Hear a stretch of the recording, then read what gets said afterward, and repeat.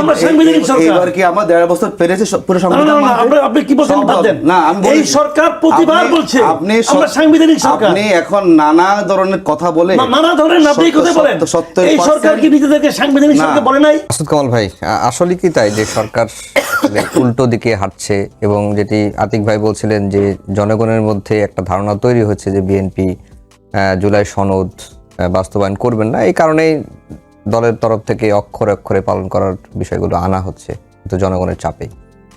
দেখেন, আমার কিছু অবজারভেশন আছে এখানে অন্যরকম।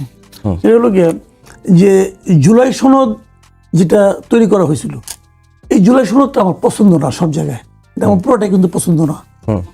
এখানে কিছু কিছু জায়গায় আমার আপত্তি আছে, এবং আমার কাছে মনে হয় নাই যে এটা একটা অসাধারণ সনদ তৈরি হয়েছে, এটা আমার কাছে মনে হয় নাই।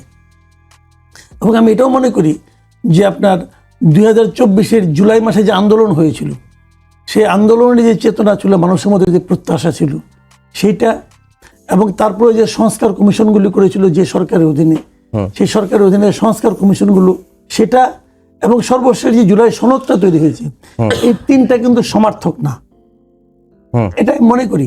কারণ এই সনদটা যারা বানিয়েছে, এই সনদটা যারা তৈরি করেছে, মানে বেশ করে এটা লেখালেখির কাজগুলো যাদের মাথা থেকে এগুলো আসছে, এই সংস্কার কমিশনগুলো, এদের সঙ্গে জুলাই আন্দোলনের কোনো সম্পর্ক ছিল না, এমনকি সরকার হয়েছিল না। তাহলে মানুষের চেতনাকে এরা ধারণই করা এদের পক্ষে সম্ভব না কখনো। কাজে এটা একটা এনজিও এবং কতিপয় ভাড়াটে মাঝারি মানের বুদ্ধিজীবী, তারা এটা করছে ডক্টর ইউনূসের প্রত্যক্ষ প্রশ্রয় থেকে। এবং এটা এমন একটা পেজগি তারা লাগিয়ে দিয়ে গেছে যে আমাদের এখানে যখন বিদ্যুতের এই ক্রাইসিস, জ্বালানির এই ক্রাইসিস, এই ক্রাইসিসের সময় কোটি কোটি টাকা খরচ করে জাতীয় সংসদে এটা নিয়ে হাউকা হচ্ছে। আপনি বলছেন যে ভাড়াটে এবং মাঝারি মানের বুদ্ধিজীবীরা এই কাজটা করছে, কিন্তু রাজনৈতিক দলগুলো বৃষ্টির মধ্যে ছাতা ধরে তাহলে সিগনেচারটা করলো কেন? রাজনৈতিক দলগুলো এখানে নিজেদের ব্যক্তিত্ব প্রকাশ ঘটাতে পারে নাই, আমি মনে করি তারা জনগণের প্রত্যাশার প্রতিফলন ঘটাতে পারে নাই। যে কারণে আপনি একটা কথা বলি আপনাকে, আমি ওখানে 30টা রাজনৈতিক দল ছিল, এরা সবাই তো এই গণভোটের পক্ষে বলছে, সবাই ইলেকশনের সময় বলছে জনগণকে হ্যাঁ ভোট দেন। আমি গণভোটের যে রেজাল্ট দেওয়া হয়েছে, এই রেজাল্টের প্রতি আমার সন্দেহ আছে। আমি মনে করি এখানে আছে, ক্যারিকেচার আছে। ধরে নিলাম সত্য, হাইপোথেটিক্যালি, তারপরে 30% লোক ভোট দেয় কেন? সবাই তো বলছে যে রাজনৈতিক দলগুলো অংশ নিচ্ছে, যে রাজনৈতিক দলগুলো ভোটে অংশ নিচ্ছে, তারা সবাই বলছে আপনারা হা দেন। তারপর 30% হা হলো না কেন? বুঝান ভাই আমারে। যে লোকটা ভোট দিচ্ছে তারা কোনো না কোনো পলিটিক্যাল পার্টিকে ভোট দিচ্ছে তো। হ্যাঁ, তা তো অবশ্যই। তো তারা যে পার্টিকে ভোট দিচ্ছে, তারা তো সবাই বলছে আপনি হা ভোট দেন, তো হলো না কেন? কাজেই এই সমস্ত কথা বলে লাভ নাই। তারাও এখানে গেছে যে চা বিস্কুট খাইছে, আলোচনা করছে, হয়েছে। ওই সময় এক ধরনের ঝামেলাও ছিল, কেউ মনে করছে বেশি প্রতিবাদ করলে যদি আমার বিরুদ্ধে বলে জুলাই চেতনার বিরোধী সে, এই ভয়ে সে করছে। বাট আলটিমেটলি জুলাই চেতনা নামে যে জিনিসটা, জুলাই সনদ তৈরি করা হয়েছে, এটা আমার কাছে এটা খুব একটা প্রয়োজনীয় এবং অ্যাপ্রোপ্রিয়েট এবং আমাদের জন্য খুব লাকসই কোনো সনদ, এটা আমার কাছে কখনোই মনে হয় নাই। আমি শুরুর থেকে এর বিরুদ্ধে সমালোচনা করে আসছি, আপনাদের এখানে বহুবার বলছি। আমি কখনোই বলি নাই এটা অসাধারণ জিনিস। হ্যাঁ, এর কিছু জিনিস আমার খুব পছন্দ।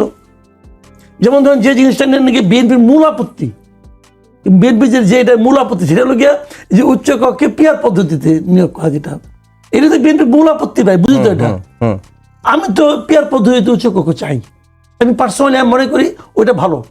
আর বিএনপি যেটা যাচ্ছে যে নিম্ন কক্ষের আনুপাতিক হারে উচ্চ কক্ষ করবে, এটা করা মানে এটা না করাই ভালো, তাহলে বাড়তি খরচ। তার মানে আপনি বলতে চাচ্ছেন যে জুলাই চেতনাকে ধারণ করে জুলাই সনদটা হয় না? না, কিছু না। এটা আতিক ভাই, আপনার কাছে কি মনে হয় যে জুলাই চেতনাকে আসলে ধারণ করা হয়েছে? এটি ওনার ব্যক্তিগত মত, বলতেই পারেন, উনিও তো একজন দেশের নাগরিক, তাই না? নাগরিক বলতেই পারেন, এটা অসুখ। কিন্তু আমরা মনে করি বিকল্পটা কি ছিল, বিকল্প হাজির করুন। যে জুলাই সনদ যে দিকগুলো এসেছে, এর বিকল্প হচ্ছে এটা। যে বিকল্প দেওয়া, প্রস্তাব দেওয়া না যায় ততক্ষণ পর্যন্ত এটাকেই আমাদেরকে সেরা মনে করতে হবে। আমরা সব দল এক জায়গায় আসলাম, বাংলাদেশি সব রাজনীতিবিদরা এক জায়গায় বসেছেন, সুশীল সমাজ বসেছেন, বসে এটাকে আমরা এখন উপযুক্ত মনে করেছি। যতক্ষণ না আপনি বেটারটা দিতে না পারবেন, এটাকে গ্রহণ করতে হবে। এবার বিকল্প কী তাহলে বলুন? যদি চেতনা পরিপন্থী হয়ে থাকে, তাহলে আসল চেতনার রূপরেখাটা কি হবে আসুক আমাদের সামনে।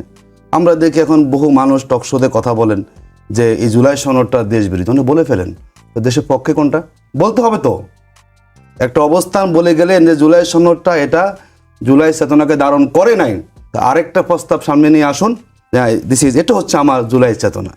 যতক্ষণ পর্যন্ত না আপনি আরেকটা জনগণের চেতনা না নিয়ে আসতে পারবেন, এবং যদি আপনি মনে করেন জুলাই পক্ষে না, তাহলে তার মানুষকে না বুঝে ভোট দিয়েছে।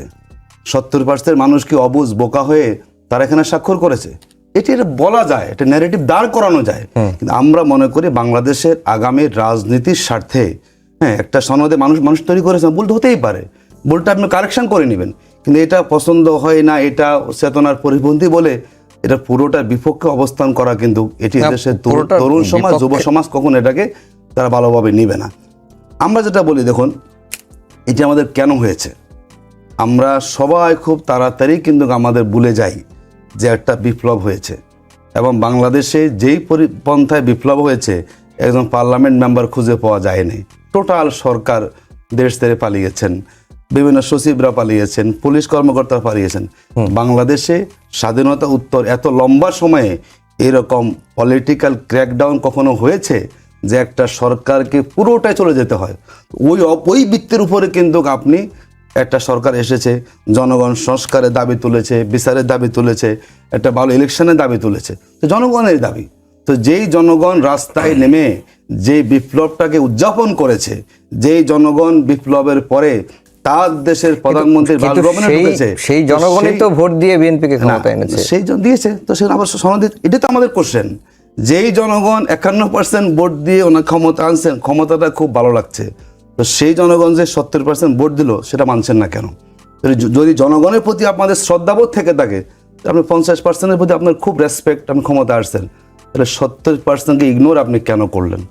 একই দিনে একই নির্বাচন কমিশন আপনার তফসিল দিল, একই তো। ওই যে বলে না যমজ সন্তান, একটা মানছেন একটা মানছেন না কেন? আপনি পারবেন? গণভোটকে কি বিচ্ছিন্ন করা যাবে নির্বাচন থেকে? যদি একই অভিন্ন হয়ে থাকে, তাহলে একটা একই অভিন্ন সত্তাকে আলাদা করে দিয়ে একটাকে আপনি জায়েজ, খুব মজা, আর একটাকে না জায়েজ বলে আপনি দূরে ঠেলে দিবেন, যুক্তি দিবেন, নানা ধরনের আপনি কোশ্চেন রেজ করবেন। এটি কিন্তু রাজনৈতিক সদিচ্ছার প্রমাণ বহন করে। আপনারা তো রাজনৈতিক মাঠে আপনারাও তো বলছেন যে ভোটটা ইঞ্জিনিয়ারিং হয়েছে। তা তো হয়েছেই, এবং আমরা তো তাহলে গণভোটটা, আমরা তো এখন শুনেন এই প্রশ্নটা আসে তো, শুনেন গণভোট আপনারা তো বলতেছেন যে আমি তো মনে করি 70% ভোট মানে হচ্ছে ভোট ঠিক হয়েছে, 90% তখন ভোটের সন্দেহ আসছে, সম্মত ভোট দেয়নি। ভোটের যে ফলাফলটা গণভোটের, এই গণভোটের ফলাফলটা প্রমাণ করে এখানে কোনো কারচুপি হয়নি। হয়েছে কোথায় জানুন? ওই যে এই বাংলাদেশের এখন সংকটটা কেন হয়েছে? সংকটটা হয়েছে বিএনপি 2/3 মেজরিটি পাওয়াটা। এই বিএনপিকে 2/3 মেজরিটি, আমি বলি ওই জায়গায় বলছি, এই মেজরিটি পাওয়ার জন্যই কিন্তু ইঞ্জিনিয়ারিংটা হয়েছে। ধরতে পারবেন না, নানা ধরনের প্রচারণা চালানো হয়েছে। আমরা দেখলাম যেটা, আমি তো সব জায়গায় বলি এবং দায়িত্ব নিয়ে এখনো বলছি, ডক্টর খলিল সাহেবকে, এটা ওনারা প্রতিমন্ত্রী পার্লামেন্টে বলেছেন না যে খলিল সাহেবের লন্ডনে গিয়ে কি করেছেন, চাবি তুলে দিয়ে এসেছেন। ডক্টর খলিল সাহেবের সরাসরি দলীয় কোনো পদে না থাকা সত্ত্বেও, উনি সম্ভবত বিএনপির কোনো সদস্য কিন্তু না, তো একজন বিএনপির কোনো দলীয় কোনো সমর্থক তিনি হন নাই, না হওয়ার পরও যাকে সরাসরি পররাষ্ট্রমন্ত্রীর দায়িত্ব দেওয়া হয়, এখানে হলো একটা পুরস্কারে বোঝাপড়া হয়ে গেছে। উনি এমন কিছু করেছেন যেখানে বিএনপির বহু যোগ্য নেতা আছেন পররাষ্ট্রমন্ত্রী হওয়ার মতো, সবকে একদিকে রেখে একজন বিএনপি দলীয় পদের কেউ না, তাকে যখন আপনি পররাষ্ট্রের মান না, এটি অন্তর্বর্তীকালীন সরকারের তো যে কজন উপদেষ্টা আছে তার মধ্যে একজন খলিল সাহেব না, তো খলিল সাহেব একাই এত বড় ইলেকশন ইঞ্জিনিয়ারিং করে ফেললো। শুনেন, খলিল সাহেব ওই যে এই জন্য তো কম পেরেছে, এই জন্য তো মনে করেন যে আমাদের ভোট কম হয়েছে। আপনার কাছে আবার একজন যা করেছে, এটাই তো ইলেকশনের ফলাফলটাকে আপনার হলো ভারসাম্যহীন করে ফেলেছে। আপনার কাছে আবার আসবো মাসুদ কামাল ভাই, আরেকটা ইস্যুতে যেতে চেয়েছিলাম, যেহেতু আতিক ভাই একটা বিষয় তুললো যে মেজরিটি পাওয়ার জন্য ইলেকশন ইঞ্জিনিয়ারিং হয়েছে। দেখেন, এটা এক একজনের এক একটা হিসাব, ওনার হিসাব এটা, আবার বিএনপির আরেকটা হিসাব। আমরা তো অনেক ইঞ্জিনিয়ারিং কথা শুনি কিন্তু আমরা ঢাকা, যেমন আমি শুনি যে মোহাম্মদপুরে নাকি কি বলে এই ববি আজাদ নাকি জিতে নাই, ওনাকে নাকি ইঞ্জিনিয়ারিং করে জিতানো হয়েছে শুনি। আবার শুনি যে এখানেও নাকি মির্জা আব্বাস কি ভোট টোট কি কি করছে শুনি এগুলো। আবার শুনি নাহিদও নাকি হারছে, আবার শুনি ওনাদের আমিরও নাকি হারছেন, শুনি তো এগুলি। তো এখন ওইটা যদি ইঞ্জিনিয়ারিং হয় তাহলে এটাও ইঞ্জিনিয়ারিং, আর এটা না হলে ওটা না, তাও বলবো না আমি। আবার একটা ইঞ্জিনিয়ারিং এটা না হইতে পারে, বাট এগুলো আমরা কিন্তু শুনি। এই যে কয়েকটা বললাম এগুলি নিয়ে কিন্তু কোনো উচ্চবাচ্য খুব একটা হয় না, মানে বুঝাই দেওয়া হয়েছে তুমি সমস্যা নাই, তুমি তোমাকে হারাই দিলাম, তোমার পরে মেয়র বানাই দিলাম। একটু মজার একটা তথ্য দিয়ে রাখি যে এই ইলেকশন ইঞ্জিনিয়ারিং এর অভিযোগ তো শুরু থেকেই, নির্বাচনের পর থেকেই করে আসছে। নির্বাচন ট্রাইব্যুনাল যেটা অনিয়মের অভিযোগে মামলা করা যায়, সেখানে এখন পর্যন্ত প্রায় 48টার মতো মামলা হয়েছে, তার অধিকাংশই মানে 2 ভাগে মামলা করেছে বিএনপির প্রার্থী। হইতে পারে, আমি ওই লাইনে আমি যাচ্ছিও না। আমার কথা হলো কি, ওনারা যে হারছে, যে ক্ষতি করছে সে করে। কারণ আমি তো এগুলো কোনো পার্টি না, আমি একটা পার্টি। আমি মনে করি ইঞ্জিনিয়ারিং হয়েছে। কোথায় হয়েছে? গণভোটে ইঞ্জিনিয়ারিং হয়েছে, এটা আমি মনে করি। আচ্ছা, এখন আপনি বলবেন যে কেন মনে করি? আমি মনে করি এই কারণে, ভাই আমি 91 সাল থেকে ইলেকশন কভার করি, সমস্ত ইলেকশন কিন্তু আমি নিজে কভার করেছি, ফিল্ডে গেছি। আমরা প্রথমে যে কিন্তু জানতে পারতাম কোনটা কত পার্সেন্ট ভোট কাস্ট হয়েছে, এটা সব সময় কিন্তু মুড়ি দেখলেই মুখস্থ বলে দেয়। ভাই এই যে এতগুলি মুড়ি আছে, প্রতিটা মুড়িতে 100 করে, তো হয়ে গেল বলে দেয়। এইবারই একমাত্র যেবার নাকি কত পার্সেন্ট ভোট কাস্ট হয়েছে বলার জন্য পরের দিন পর্যন্ত ওয়েট করতে হয়েছিল। এই একটা সন্দেহ করে আমি মনে করি ইলেকশন ইঞ্জিনিয়ারিং গণভোটে হয়েছে। এখন ওখানে তো কোনো পার্টি নাই, একজন যাই যে বলবে আমি এই জন্য মামলা করলাম, কেউ তো মামলা করে না, কেউ যে যা বলছে বলছে, তারপরে হিসাব বিকাশ করে বলছে, তারপরে আমার বলে কি দাঁড়ানো ভুল হয়েছে 10 লাখ ভোট এদিকে সেদিকে হয়ে গেছে, তারপরে তো নিতে পারছিল না হিসাবগুলো। ইঞ্জিনিয়ারিং হয়েছে গণভোটে, এতে আমার কোনো সন্দেহ নাই। গণভোটে 70% হা ভোট পড়ে নাই ভাই, এটা পড়ে নাই কেউ নাকি, তাও যদি যাও বা পড়ছে, যে কটাই পড়ছে, ওই যে প্রশ্ন ছিল, ওই প্রশ্ন বুঝা হা ভোট দিছে খুব বেশি হলে 5% লোক, তাও দিছে কিনা সন্দেহ। তাহলে গণভোটের ভবিষ্যৎটা কি? গণভোটের ভবিষ্যৎ কিছু নাই, নাই কেন আমি বলি, এটা তো অতীতই নেই। আচ্ছা, গণভোটে তো অতীত নেই, ভবিষ্যৎ থাকবে কিনা? অতীত নেই এই কারণে যে গণভোট যে আইনটা করছে ওইটাই তো ভুল। গণভোট যে অধ্যাদেশ করছে, রাষ্ট্রপতি গণভোট অধ্যাদেশ করার কোনো এখতিয়ারই নাই, কোনো এখতিয়ার নাই। যে 93 ধারা বলা হয়, সেই 93 এমন 93 যে 93 এক যেটা বলে, ওই একের পরেই দেখেন লেখা আছে যে তবে শর্ত থাকে যে, অধ্যাদেশ বলতে সে যেটা বলতে শর্ত থাকে যে রাষ্ট্রপতি এমন কোনো অধ্যাদেশ জারি করতে পারবে না যা নাকি সংসদে আইন না হতে পারে। গণভোট সংসদে আইন করে পাশ করা যাবে না, এটা আইন না, এটা হলো পার্ট অফ কনস্টিটিউশন। এখন রাষ্ট্রপতি যদি পার্ট অফ কনস্টিটিউশনকে যদি অধ্যাদেশ করতে পারে, তাহলে তো অধ্যাদেশ তো সংবিধান চেঞ্জই করতে পারতো অধ্যাদেশ দিয়ে, পারছে? এটা পারবে না সে। কাজে গণভোট ইটসেলফ ইলিগাল। এখন ওই ইলিগাল জিনিসটা নিয়ে কত লোকের সমর্থন করলো, কত লোকের সমর্থন করলো না, এটা ইমম্যাটেরিয়াল। কোশ্চেনটা হলো যে মানে সনদ যেটা আছে, মানে যে সংস্কারগুলির কথা বলা হচ্ছে, সেই সংস্কারগুলো, ভালো সংস্কারগুলো যদি বিএনপি তার একক সংখ্যাগোষ্ঠীতে পাশ করে নেয়, তাহলে আমরা জাতি হিসেবে ভাববো আমরা ভাগ্যবান। আর যদি পাশ করে না নেয়, ভাববো আমরা দুর্ভাগ্যবান, আমাদের দুর্ভাগ্য জাতি। মাসুদ কামাল ভাই, এটাই আপনি ইলিগাল বা যে প্রক্রিয়া হয়েছে ইলিগাল বলছেন, তারপরেও মানুষ তো এটা গণভোট যদি ইলিগাল হয় তাহলে তো সরকারটা ইলিগাল, ইলেকশনটা ইলিগাল। উনি আমাকে মাসুদ ভাই আমাকে বলো যে গণভোটটা ইলিগাল, ভোটটা এই জন্য হলো লিগাল হয়েছে, না আমাকে বুঝাক। একই সরকার তো, তফসিল তো একই নির্বাচন কমিশন দিয়েছে নাকি, একই গভর্নমেন্টের অধীন হয়েছে। যদি গণভোটটা ইলিগাল হয় এই কারণে উনি বুঝাক, তাহলে ইলেকশনটা কিভাবে লিগাল হলো বলুন? এটা উনি বলতে হবে তো, যে সংবিধানে কোন ধারা মতে, কোন আর্টিকেলের মতে, না এটা বলতে হবে, বুঝলাম কোন আর্টিকেল মতে ইলেকশনটা যেটা বললো যে রাষ্ট্রপতি যেভাবে গণভোটের ইয়াটা অর্ডারটা জারি করেছেন, এটা আসলে জারি করতে পারেন না রাষ্ট্রপতি। রাষ্ট্রপতি কি স্বাভাবিক রাষ্ট্রপতি এটা? আচ্ছা বলুন তো, আমাদের পার্লামেন্টে ভেঙেছে, রাষ্ট্রপতির এখতিয়ার ছিল? কোথায় ছিল প্রধানমন্ত্রী মানে তার অনুমতি নেওয়ার জন্য? অ্যাটর্নি জেনারেল নিয়োগ হলো কি রাষ্ট্রপতি সংবিধান মেনে করেছে? তার মানে হচ্ছে রাষ্ট্রকে আগের জায়গায় নেওয়ার জন্য আবার সেই ফ্যাসিবাদী কাঠামো, যেই কাঠামো দিয়ে রাষ্ট্রটাকে শেষ করে দিয়েছে, আবার তার উপরে বেস করে আপনি এখন গণভোটকে অস্বীকার করছেন। আমাকে বলতে হবে হ্যাঁ আমি এখানে আছি, এই 3টা কারণে গণভোটটা অবৈধ হয়ে গেছে, তাহলে আমাকে বলতে হবে এই 3টা কারণে নির্বাচনটা বৈধ হয়েছে। আমরা বলেছি যমজ সন্তান, আপনি একটাকে কোলে তুলে নিলেন, ভালো লাগেছে আপনার, আর আরেকটা একটু অপছন্দ, তাকে দূরে সরে দিলেন, তাহলে যমজ আসছে কোত্থেকে? মানে আপনি যদি গণভোটকে অস্বীকার করেন, আমি দায়িত্ব নিয়ে বলছি, এই ইলেকশনটাকে আপনি স্বীকার করতে পারেন না। কারণ আমাদের পার্লামেন্টে, আমাদের কনস্টিটিউশনে ইলেকশন 2026-এ ছিল না। তাহলে কোথা থেকে আসলো? একটা ঘটনা তো ঘটেছে, পার্লামেন্ট ভেঙেছে, হাসিনা পালিয়ে গেছে। সে হাসিনার পালিয়ে যাওয়া এবং মসজিদের ইমাম সাহেব পর্যন্ত পালিয়ে গেছেন। যেই দেশে বুঝতে হবে গণভোটটা কেন হয়েছে। গণভোটটা হয়েছে দীর্ঘ 15 বছরে আমরা দুঃশাসনে ছিলাম, অধিকার আমাদের ছিল না, ছিল অধিকার সেখানে আমরা আইনাগর পেয়েছি। গণভোটটা তো করে সামনে আইনাগর তৈরি গণভোটের সম্পর্কটা কি? না, এই জন্য বুঝলাম না। মসজিদের ইমাম পালিয়ে গেছে, আইনাগর পালিয়ে গেছে, গণভোটের সম্পর্কটা কি ভাই? এটা হচ্ছে যদি আপনি রাষ্ট্রে কোনো সংস্কার করতে চান, মাসুদ খান, আপনি কিন্তু ভালো সাংবাদিক, আপনি সংস্কার করতে চান, জনগণের অভিপ্রায়টা পাওয়ার সুযোগ হচ্ছে কি? এখন আপনি মূল নিয়ে আপনি কথা বলছেন, আপনি ডালপালা নিয়ে কথা বলছেন। ডালপালা নিয়ে না, মূল হচ্ছে জনগণ চাচ্ছে। ভাই পৃথিবীতে দেখেন তো যে আগে গণভোট হয়, পরে সেটা সংসদে পাস হয়, কোথায় আছে? আচ্ছা বাংলাদেশ আগে সংসদে হবে, আচ্ছা বলুন তো, যাবে। বাংলাদেশের প্রথম গণভোট কোথায় হয়েছে বলুন তো? তখন সংবিধান স্থগিত ছিল। এই যে আপনি কেন, তখন তো সংবিধান স্থগিত ছিল। আমি তখন সংবিধান স্থগিত ছিল। তো বাংলাদেশে এবার ঘটনাটা কেমন ছিল বলুন? এবার সংবিধান এই সরকার তো বারবার বলছে যে আমরা সাংবিধানিক সরকার। এবার কি আমরা 1.5 বছর পেরেছে পুরো সংবিধান মানতে? আপনি কি বলছেন বাদেন? না, আমি এই সরকার প্রতিবার বলছে আমরা সাংবিধানিক সরকার। আপনি এখন নানা ধরনের কথা বলে, নানা ধরনের আপনি কথা বলেন, এই সরকার কি নিজেদেরকে সাংবিধানিক সরকার বলে নাই? না বলেন, বলছে কিনা? বলছে কিনা?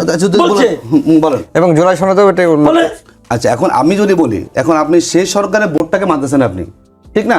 গণভোট কেন মানবেন আপনি? আচ্ছা, এই সরকার নির্বাচন দিয়ে একটা দলকে ক্ষমতা আনতে পারে, আবার সেই সরকার রাষ্ট্র সংস্কারের জন্য গণভোট দিয়েছে, আপনি ইলেকশনটাকে মানলেন, কেন গণভোট মানবেন না? সব মানামানি হয় না। আমি বলি ঘটনা, এই যে এখানে উদাহরণ দিচ্ছি আপনাকে, এই যে এখানে বসে আমি অনেক কথা বললাম, আমার কিছু কথা কিন্তু আপনি সাপোর্ট করছেন, আবার কিছু কথা সাপোর্ট করেন নাই, স্বাভাবিক তো। এখন আমি যদি বলি যারটা সাপোর্ট করছেন সেই লোকই তো বলতেছে করেন, করবেন আপনি, করবেন না, আপনি বলবেন কি ভাই যেটা আমার কাছে লজিক্যাল মনে হয় সেটাকে সাপোর্ট করব, আমাদের যেটাকে লজিক্যাল মনে হয় না সাপোর্ট করব না। এখন যদি আমি যদি গণভোটটা না, ইউনুসকে সবকিছু আমাকে মানতে হবে, তাকে না। আচ্ছা, আমি কোশ্চেন করি, এখন যদি গণভোটটা ইলিগাল হয়, তাহলে সব দল গণভোট চাইলো কেন বলুন? আপনি এখন বলুন। তখন তারা প্রতারণা করেছে, যে গণভোটের পক্ষে কথা বলে জনগণের ভোট নিয়েছে, তো প্রতারক কারা? তাহলে বলুন আপনি আগে থেকে অবস্থান গ্রহণ করতেন, তাহলে কেন কমিশনে বিএনপি বলে গণভোট চাই? তার মানে কি? তার মানে হচ্ছে কি, যেখানে সব যেখানে সব দল গণভোটের পক্ষে ছিল, যেখানে মানুষ গণভোটকে সমর্থন করেছে, এটাই সবচেয়ে বৈধতা। মানুষ যখন অভিপ্রায় ব্যক্ত করে গণভোটের পক্ষে, এটা তার বড় লিগাল অভিপ্রায়। আপনি যাই বলুন, রাজনৈতিক দল জনগণ করে, সেই জনগণ বলেছে আমরা সংস্কার চাচ্ছি, তার মানে কি জনগণের উপর আমাদের ক্ষমতা হয়ে গেছে? পার্লামেন্ট যদি জনগণের কথা সত্য, ওটাই যদি ঠিক হয়, জনগণ যদি আপনি বলেন জনগণই চাইছে, তাহলে আপনি এত কিছু আলোচনা করছেন কেন? হয়ে গেছে না, এই জন্য হয়ে গেছে। এখন আমাদের কোশ্চেন, তাহলে সরকার জনগণ অভিপ্রায় তার বাইরে চলে যাচ্ছে, যেহেতু আমাদের দায়িত্ব রাজপথে আছে, আমরা আমাদের হাতে বুঝাবো যে আপনাদের অভিপ্রায়টাকে সরকার গুরুত্ব দিচ্ছে না, সরকার আবার সেই জায়গায় যাচ্ছে। আতিক ভাই, যদি ইলিগাল হয়ে থাকে, ইলেকশনটা ইলিগাল, যদি এটাকে আপনি ইকুয়াল না মানেন, তাহলে বুঝবো যে হবে আমি ইলেকশন মানে ক্ষমতা আসলাম, আপনি এটাকে জায়েজ মনে করছেন, আর একই ইলেকশনে গণভোট কেন স্বীকার করলেন? জি, আমরা একেবারে শেষের দিকে আসছি। একটা ছোট্ট বিষয় টাচ করতে চাই, যেটি মাসুদ কামাল ভাইকে দিয়ে একটু শুরু করি, যে বিএনপি সরকার এই বিশেষ করে গণভোট তারপরে জুলাই সনদ বাস্তবায়ন নিয়ে বিরোধী দলের বেশ কয়েকজন নেতা রাজনৈতিক ভাবে সভা সমাবেশে বক্তব্য দিচ্ছেন এবং সরকারকে ফেলে দেওয়ার কথা বলছেন, যে হাসিনাকে ফেলতে 36 দিন লাগছে, বিএনপিকে 36 ঘন্টাও লাগবে না, এবং বিশেষ করে প্রধানমন্ত্রী সম্পর্কেও অনেক নেতার যে মন্তব্য, মানে তাকে ব্যক্তিগতভাবে আঘাত করে যে ভাষায় কথা বলা হচ্ছে, এইটিকে আপনার কিভাবে দেখেন? শুনেন, এইগুলি বেসিক্যালি রাজনৈতিক বক্তব্য। আমাদের দেশে রাজনৈতিক বক্তব্য সাধারণত দায়িত্বহীন হয়, এটা হওয়া উচিত না। রাজনৈতিক বক্তব্য হওয়া উচিত সবচেয়ে সেন্সিবল, কারণ আমাদের দেশে ছোট ছোট বাচ্চারা তো রাজনৈতিক লিডারদের দিকে তাকায় থাকে, তারা আবল তাবল কথা বলবে, এটা আমাদের পোলাপান থেকে কি শিখবে এখান থেকে? কাজে রাজনৈতিক বক্তব্য সেন্সিবল হওয়া উচিত, শোভন হওয়া উচিত। 36 ঘন্টায় ফেলাই দেবো, হ্যান করবো ত্যান করবো, এগুলি খুবই দায়িত্বহীন কথাবার্তা। তারপরেও ওনারা বলছেন, ওনারা এখন বড় বড় লিডার হয়ে গেছেন, আমরা ওনাদের দিকে তাকাই থাকি। আমরা আশা করি উনি 36 ঘন্টার কাউন্টডাউন কখন থেকে শুরু হবে এর জন্য ওটা আমাদেরকে বলেন, তারপরে আমরা ইয়েতে স্টপ আছে দিয়ে দেখবো মানে 36 ঘন্টা কত ঘন্টায় হয় আসলে। এই সমস্ত পাগলামি যত না করবে তত লোকে তাদের প্রতি শ্রদ্ধা করে তাকাবে। পাগলামি করলে লোকে যা ভাবার তাই ভাববে। ভাইরে আমি একটা কথা বলি ভাই, এত সহজ না, এত সহজ না দুনিয়াটা। 36 বছরে 36 ঘন্টা 36 দিন আন্দোলন করছেন না, কি করছেন এটা আপনি করছেন নাকি রে ভাই? সারা দেশের মানুষ করছে। আপনি তো যাই মুচো লেগে দিয়েছিলেন যে আন্দোলন থেকে আমি নিজেকে প্রত্যাহার করলাম 6 জনে মিলা। ওই মুচলকের কারণে আন্দোলন থামানো যায় নাই। ওই আন্দোলন থামানো তখন কারোর পক্ষে সম্ভব ছিল না, কারণ ওই আন্দোলনে প্রত্যেকটা মানুষ, প্রত্যেকটা শ্রেণী পেশা সবাই নামছে। আর পেছন থেকে সবাই বলছে, আওয়ামী লীগ বলছে, বিএনপি বলছে, জামাত বলছে, অমুক বলছে, সব পার্টি বলছে এই আন্দোলনের সঙ্গে আমরা নাই।